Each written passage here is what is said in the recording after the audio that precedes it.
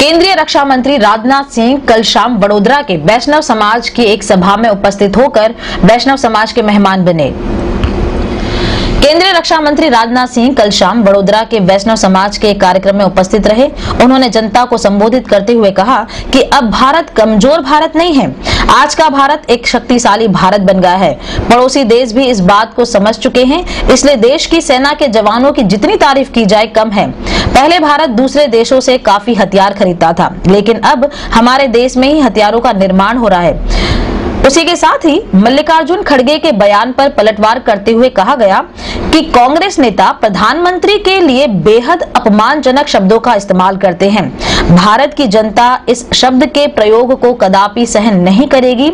Make in India के तहत वर्ष 2025 तक भारत में लगभग 410 विभिन्न रक्षा वस्तुएं जैसे बंदूकें, राइफल आदि बनाई जाएंगी और हम इन रक्षा वस्तुओं की दुनिया में अन्य देशों को बेचेंगे। वैष्णव समाज मतदान जागरूकता सभा में वैष्णव समाज के वैष्णव महाराज, भाजपा नगर अध्यक्ष डॉक्टर विजय शाह, अकोटा विधायक सीमा मोहिले व अकोटा प्रत्याशी चैतन्य देसाई भी उपस्थित थे।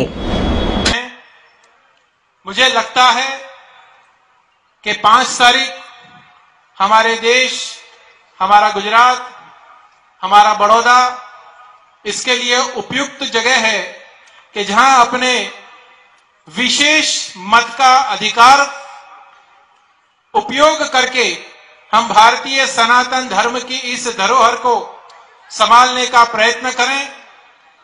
आज जिस प्रकार की सरकार इस राष्ट्र में काम कर रही है और समूचे विश्व के अंदर भारत का सिर जिस प्रकार से ऊंचा हुआ है, मुझे लगता है ये सरकार वास्तव में हमारे राष्ट्र की चिंता वाली सरकार है।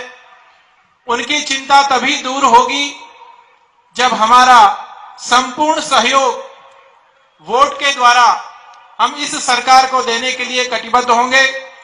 मैं समूचे विश्व के 15 करोड़ वैष्णवों को आज आह्वान करना चाहता हूं कि सनातन हिंदू धर्म की रक्षा के लिए, राष्ट्रीय चेतना की रक्षा के लिए, सुरक्षा के लिए हमें इस सरकार को वोट देना है और देके इस सरकार को जिताना है। मेरा विषय कोई राजनीति नहीं है, लेकिन जो हिंदू हित की बात करेगा वही देश पर राज करेगा। ये हमारा नारा, ये हमारी संस्कृति, ये हमारी सभ्यता है। तो मुझे लगता है कि राजनाथ सिंह जी जैसे प्रबुद्ध व्यक्ति आज हमारे रक्षा मंत्री हैं, जिन्होंने बहुत कुछ कार्य किया है, बहुत कुछ पता लगा है और बहुत कुछ अंदर कार्य किया है। ऐसे राजनाथ सिंह जी को मैं बहुत बहुत बधाई देना चाहता हूं और आप सभी को यह कहना चाहता हूं कि जिस प्रकार से हम रोज न्यूज चैनलों में देख रहे हैं, पेपरों में देख रहे हैं,